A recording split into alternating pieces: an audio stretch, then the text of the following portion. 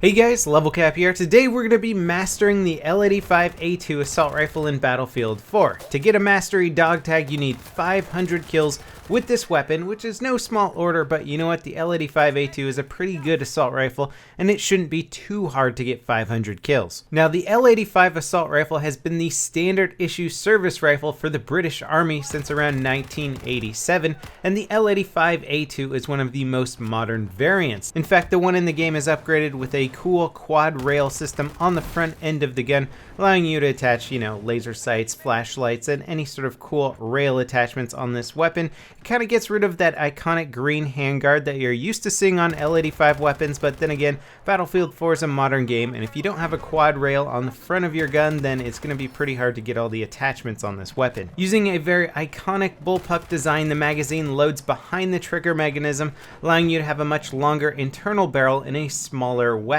This also balances out the gun, putting a lot of the weight from the ammunition towards the stock of the gun rather than in front of the trigger. Now, Battlefield 4 seems to treat a lot of bullpup weapons in a very similar fashion. Generally speaking, they don't have the best aiming down sight accuracy, at least as their base default accuracy.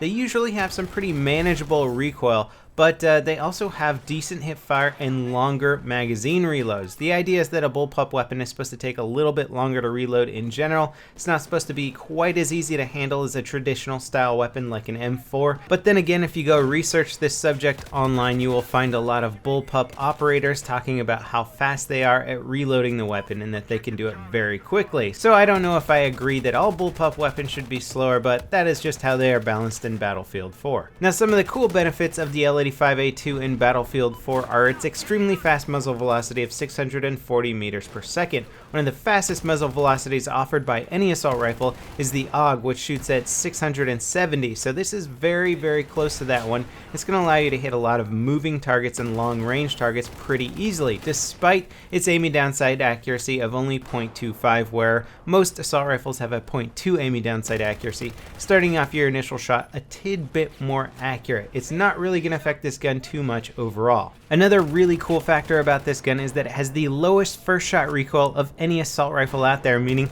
you're going to be able to put out a lot of good, accurate follow-up shots very quickly. So burst firing is definitely a way to go with this weapon. That first shot recoil is not really going to throw your gun off very much at all. I wouldn't recommend putting an angled foregrip on here unless you just want to tap fire the weapon, but then again, tap firing isn't really the most recommended tactic with assault rifles in general. I like a stubby grip on here to try and control some of that bullet bloom and maintain my accuracy. The recoil on this weapon is not particularly low overall, which is unfortunate, especially with a 750 round per minute rate of fire. It's going to make it a little bit tricky to just go full auto with this weapon, but then again, it's still going to be very good in close quarters, and longer range the burst fire is going to function just fine. Without a doubt, one of the hardest things to get used to with this gun is the fact that it reloads at 2.75 seconds for its short reload and 3.75 for its longer reload. It's going to make it very hard to use in close quarters, and make sure you don't reload too quickly. That is one of my issues with this weapon, and it took me a little while to get used to it, is make sure you save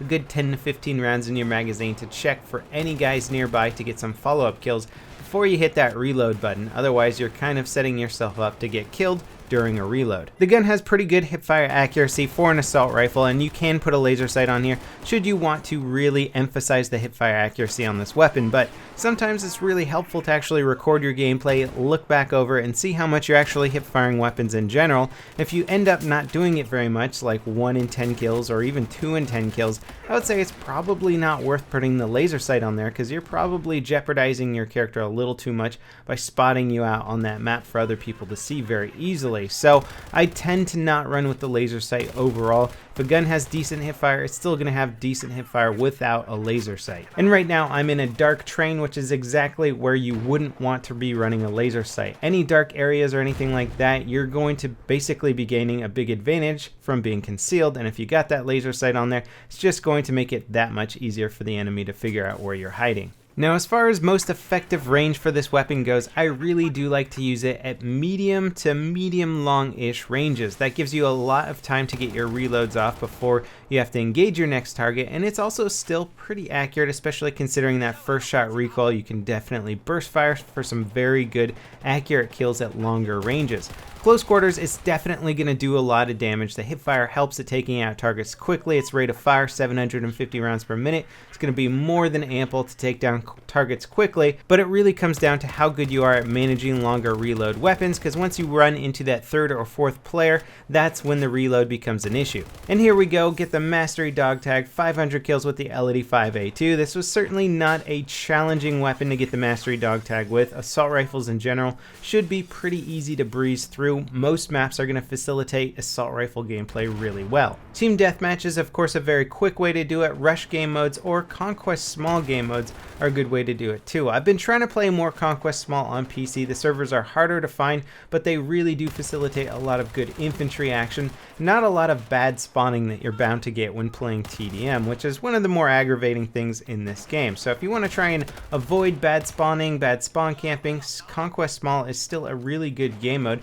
provided you can find the servers on PC. They should be in abundance though on console. As for the way that I like to run this weapon, I'm using a stubby grip, a flash hider, which doesn't modify the performance of my weapon, it just hides the flash coming out the end of the barrel. Then I use a standard red dot sight, preferably a Cobra, although I do have a Coyote equipped right now. There are some alternative ways to run this weapon. Using an ergo grip in combination with a laser sight can give you very good hipfire accuracy and good strafing accuracy. So there's a few different ways to run this, but this is just my preferred setup. Although not my favorite assault rifle out there, the L85A2 is certainly an extremely good assault rifle and should never be underestimated in any situation. As for the rest of my weapon masteries, there's a lot of people requesting the F2000, and I think I'm going to wait till that September patch comes out because it's going to give the F2000 a nice big buff, and it should be a more enjoyable and effective gun to run with. But don't forget to leave your comments down below letting me know what kind of weapon you would like me to master next. If you check the video description, there will be a list of the available weapons that I have yet to master. As always guys, thank you for watching, I hope you enjoyed, and I'll see you next time. This is LevelCap, signing off.